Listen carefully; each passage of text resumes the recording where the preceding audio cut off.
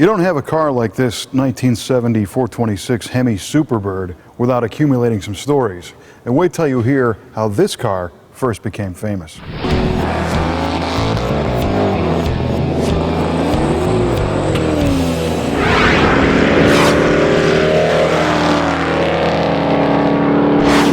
It's always fascinating to me to learn about how a lot of these muscle cars were actually used.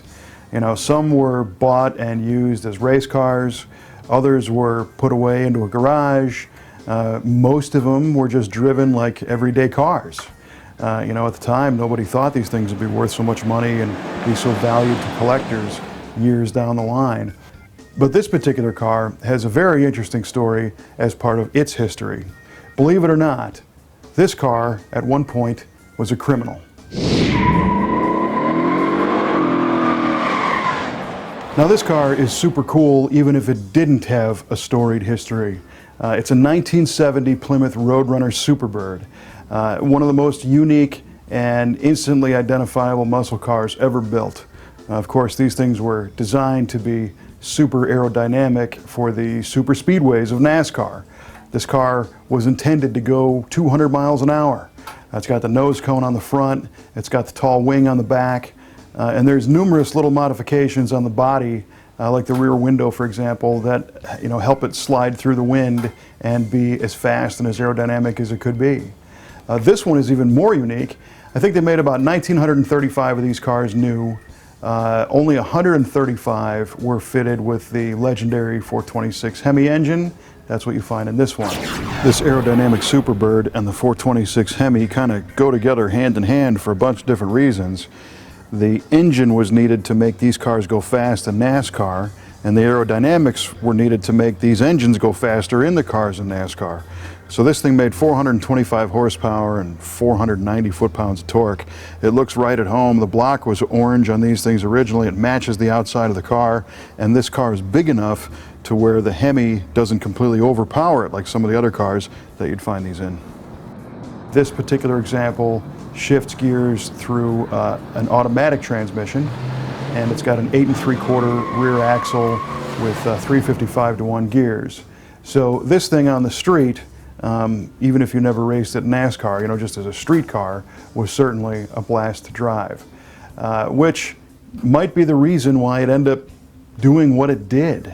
Back in the early 70s, a couple of guys decided to stick up a Harrah's casino in Reno, Nevada, and they used this very car as a getaway car to make off with all the cash. Now eventually they were caught, and this car has with it some FBI documents that kind of detail the story and the report of the burglary and all that jazz. But what I think is interesting is it kind of makes sense and it kind of doesn't make sense to use a bright red Hemi Superbird as a getaway car. On the one hand, it's probably certainly fast enough to get away from any other law enforcement officials, whatever they were driving at the time, probably Belvedere's or, other Chrysler products. But you can't really blend in with the general public when you've got a car painted in Tor red, this bright red color with a giant wing on the back. So I don't know. I don't know if it was because the car was so visible that they got caught. I don't really know the details of the story, but it's a documented story and part of this car's history. Other interesting things on this car are some of the combination of its parts. It's got a black interior, it has black bucket seats, but it has a column shift. You would expect to see buckets with a floor console. It is an automatic. You would be looking for a floor shifter, but the automatic is on the column. It also has kind of a unique stripe delete package on the back. Most of these cars had a stripe that went around the tailpan.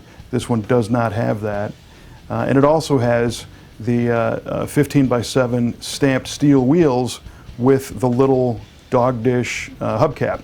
Also kind of a unique thing to see on a car like this. And the vinyl top. And what I think was cool is when you look at this car, there was a lot of things different to turn a regular Roadrunner into a Superbird.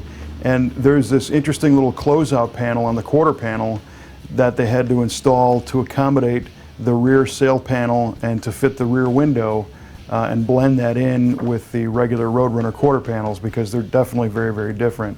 And of course, you've got the long pointed aerodynamic nose with the flip-up headlights and you know, the giant wing on the back.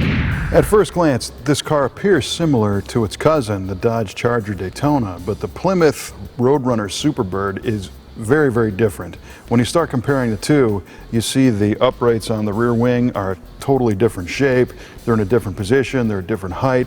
This rear glass and the rear pillars and the way the deck lid all comes together, that's all totally different. The quarter panels are different, the nose is different, and everything that looks similar really isn't.